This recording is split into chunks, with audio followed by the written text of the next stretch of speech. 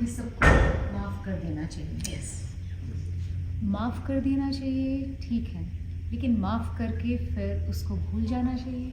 100%। तो माफी कैसे हुई अगर माफ करके भूले नहीं तो? नहीं, हम लोग सुनते हैं फॉरगिव बट डोंट फॉरगेट, तो उसका क्या मतलब? आप बता रहे हो ना, man forgive plus don't forget, ये बड़ी फॉरगिव करना क्यों है, पहले ये यहाँ पर आते हैं ना, why should I forgive somebody? Otherwise वो विश अपने अंदर ही चलता है। अपने को जला रहा है ना वो आग। And if you don't forget तो किसको जलाएगा? What you should not forget, चलो ये स्टेटमेंट लेते हैं, forgive but don't forget the lesson that you learned from the experience. But forgive and forget, so ना, the incident, the person, but the lesson that you learned, you must not forget. You must not forget that. Every person who has come in your life, understand, we are all here to uplift each other spiritually. जिसका जिसके साथ भी संबंध बना है जिंदगी में, हमारा क्लोजेस्ट हमको सबसे ज्यादा लेसन दे करके जाएगा, जिसको हमने क्लोज समझा, लेकिन वो हमारे स्पिरिचुअल अपलिफ्टमेंट के लिए ही है। तो जीवन में जो भी एक्सपीरियंस हो रहे हैं, अगर कुछ गलत हो गया, किसी ने हमारे साथ गलत किया, प्रश्न ये आता है कि उसने हमारे साथ गलत क्यों किया, व्हाई मी?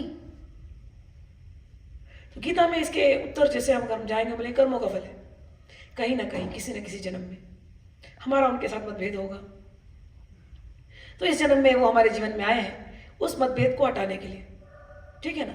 लेकिन क्योंकि हमारे सबकॉन्शियस में उनके प्रति कहीं ना कहीं पिछले जन्मों में कहीं ना कहीं कोई एंगर का बीज था, तो इस जन्म में भले हम ऊपर से प्यार दिखा रहे हैं, लेकिन वो एंगर का बीज है ना, वो भी अभी स्प्राउट हो रहा है, तो उसके फल निकल रहे हैं जो कड़वे होते हैं।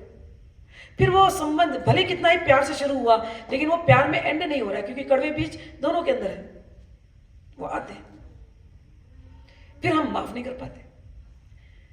अब गीता समझाती है इस बात को कि पूर्व जन्म से आप लेकर के आए, जितने भी आपके जीवन में जब आप जो भी आए, एवरीबडी इज देयर फॉर कार्मिक एक्सचेंज, आपके रिश्ते नाते जो कुछ भी कार्मिक एक्सचेंज।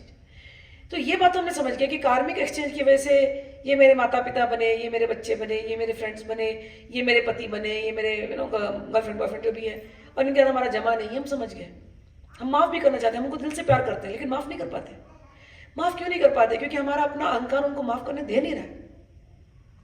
क्योंकि यदि हमने ट्रूली माफ़ कर दिया तो हम लेट गो करेंगे।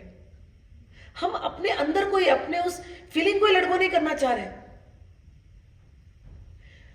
लेट गो करना क्यों है? मुझे अपने आप को हील करने के लिए लेट गो करना है। डोंट फॉरगेट में तो मैं अपने आप की दुश्मन हो चुकी ना, वो तो बाहरी दुश्मन था, लेकिन अगर मैंने लेट गो नहीं किया तो अपने आप की दुश्मन मैं हो चुकी। So how do I let go? तब संत जन कहते हैं फॉरगिव एंड फॉरगेट। व्हाई? मेरे पिताजी ने कहा, मैंने 10 बार पूछा व्हाई?